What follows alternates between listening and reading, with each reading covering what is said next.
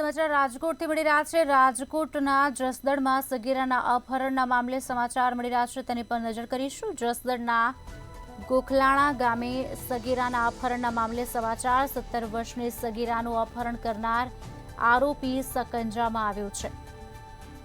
ગોખલાણા ગામે રહેતી 17 વર્ષીય સગીરા ઘરેથી ગુમ થઈ હતી।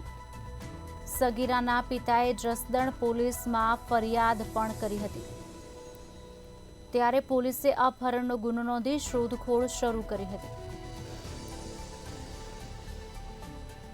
આરોપી ઝડપાઈ ગયો છે।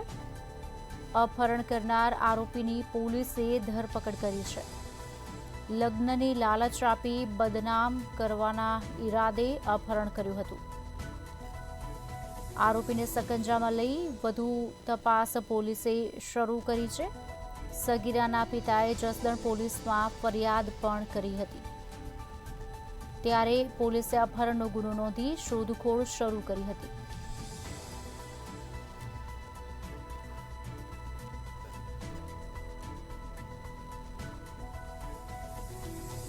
જસદણથી આ સમાચાર, જેમાં 17 વર્ષની સગીરાનું જે અપહરણ કર્યું હતું તે આરોપી આખરે સકંજામાં આવી ચૂક્યો છે। ફરિયાદ પણ નોંધાઈ હતી, પોલીસે શોધખોળ પણ શરૂ કરી હતી।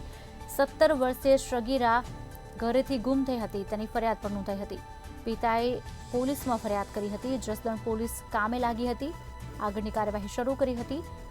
અપહરણનો ગુનો નોંધી શોધખોળ શરૂ કરાઈ હતી અને આખરે આરોપી સકંજામાં આવી ચૂક્યો છે, જે પોલીસના જબ્બે ચડી ચૂક્યો છે। અપહરણ કરનાર આરોપીની પોલીસે ધરપકડ કરી છે।